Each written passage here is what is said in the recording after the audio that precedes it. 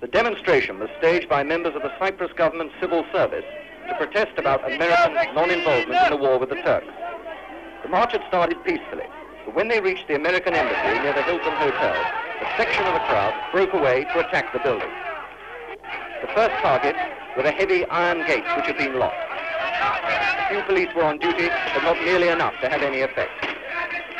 Some of the demonstrators swarmed over the gates, apparently to get their hands onto the American flag.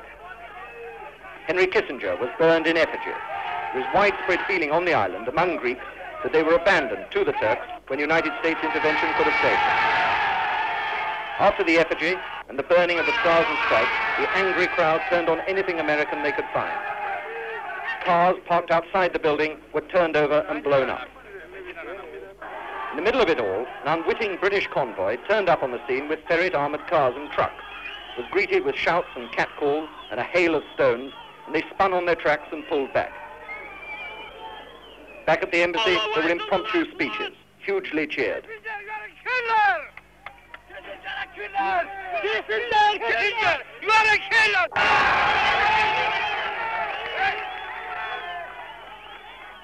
As a heavy pall of black smoke hung over the city, the Americans inside the besieged embassy hurled tear gas bombs from the upper windows to drive the crowd back, while they still waited for the Greek authorities to intervene. National Guardsmen who came to the scene fired in the air, but whether that was to drive back the crowds or whether to celebrate the occasion was unclear. After that, the situation subsided into confusion, with widespread firing, most of it high into the sky, but some of it obviously directed at the Americans' upper windows. Later, the Cyprus president, Clerides, appeared at the embassy, where there will obviously be angry reaction at the lack of effective protection. But anti-American feeling was running high, and today's demonstration and its results were relatively predictable.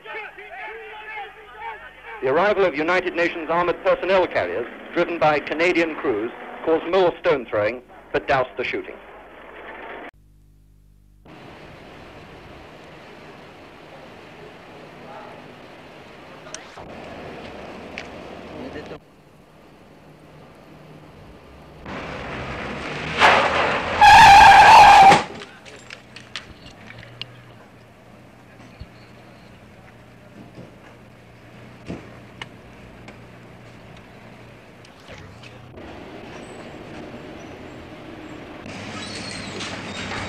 Morning.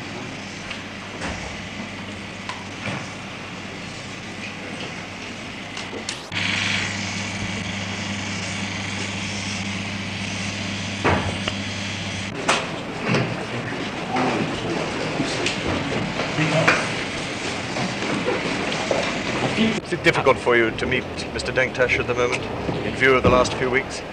It has never been difficult for me to meet Mr. Denktaş.